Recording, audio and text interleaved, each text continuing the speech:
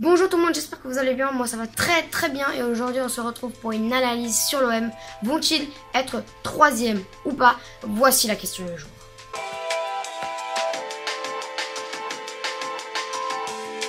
Pour ça je vais faire un top 5 des raisons d'y croire pour la troisième place et de l'autre côté, top 5 des raisons pour ne pas y croire. On commence tout de suite avec les raisons d'y croire. 1. Nouvelle confiance. L'OM a montré un autre visage depuis ces derniers temps, à part face à Paris, mais on parlera de ce match plus tard. 5 victoires, une défaite et un match nul, des statistiques qui m'impressionnent, moi et beaucoup d'autres. 2. Mario Balotelli. On a dit tout à l'heure que l'OM avait vraiment un autre visage, mais ça c'est en partie grâce à Mario Balotelli. Auteur de 5 buts, une passe décisive et 4 hommes du match, Balotelli est vraiment le cadre de l'équipe. J'ai cette impression qu'il encourage tout le monde d'aller de l'avant et il forme un très bon collectif avec Thauvin et Germain, qui reprend son compteur de buts, lui qui a été pas mal critiqué ces derniers temps. Petit plus, ses célébrations sont toujours magiques. 3. Barcelone-Lyon. Ça a l'air bête de dire ça, mais Lyon a perdu 5-1 face à Barcelone, donc effectivement, ça peut décourager l'OL qui sont en ce moment 3e. 4. Éliminés partout sauf en Ligue 1. Ça aussi c'est bête parce que ça peut être un point négatif. Mais non, s'ils sont éliminés dans toutes les compétitions à part la Ligue 1, ils vont se concentrer à fond sur ce championnat, donc en moins de matchs et surtout plus d'endurance que d'autres équipes qui joueront encore d'autres compétitions. 5.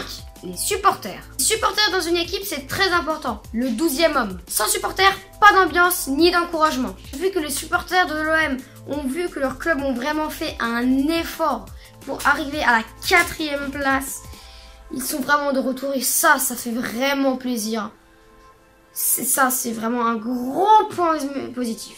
Maintenant, on va passer au point négatif et croyez-moi, j'ai des choses à dire. 1. Changer de gardien. C'est important, c'est urgent, il faut changer le gardien le plus vite possible. Mandanda n'est plus aussi fort qu'avant. Je l'aime beaucoup, mais par exemple, l'erreur de Mandanda face à Di Maria qui amène le but magnifique, c'est pas possible. Je sais pas, préparez-vous pour le prochain mercato et entraînez bien Yohan Pelé, mais Steve Mandanda n'a plus sa place de titulaire à l'OM. Après, bien sûr, il est toujours important dans les vestiaires pour encourager l'équipe, mais quand même. 2. Équipe trop faible. Voici l'équipe de 11 de l'OM. Ça fait pas rêver du tout, je vous l'accorde.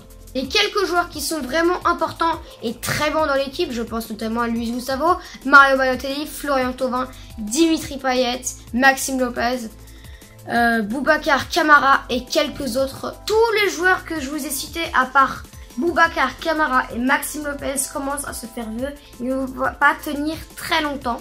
Donc ce serait bien, Rudy Garcia, de changer l'équipe et de mélanger expérimentés et jeunes prometteurs comme Kamara et Lopez.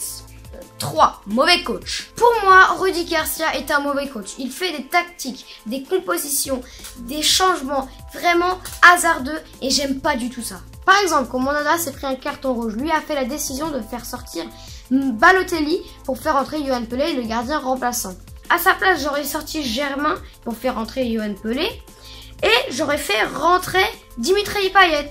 Et là, on aurait pu encaisser 1 ou 2 buts de moins et en mettre 1 ou 2 de plus. 4. Trop de retard pris en début de saison. L'OM a pris beaucoup trop de retard avec les mauvais matchs qu'ils ont fait. Les défaites et tout, l'OL aura toujours 3 ou 6 points d'avance sur l'OM, à part s'il y a vraiment un miracle et que l'OL fait vraiment une chute. 5. La défaite face à Paris. La défaite face à Paris est pour moi très mauvais. Déjà, il y aura un manque de confiance, retard, niveau des points et surtout remise en question. Ça fait 7 ans qu'on n'a pas gagné. Ce n'est pas normal. Et donc, mon bilan, est-ce que l'OM vont finir 3e ou pas? La réponse, c'est non. Je pense que l'OM a pris trop de retard et même s'ils gagnent tous leurs matchs, l'OL vont faire une bonne fin de saison, je pense. Et donc voilà, c'est déjà la fin de la vidéo. Si vous avez aimé, n'hésitez pas à liker, à vous abonner si c'est pas déjà fait. Et moi je vous dis à très bientôt, j'espère que vous allez passer une bonne soirée. Je sais pas quand vous étiez. Ciao!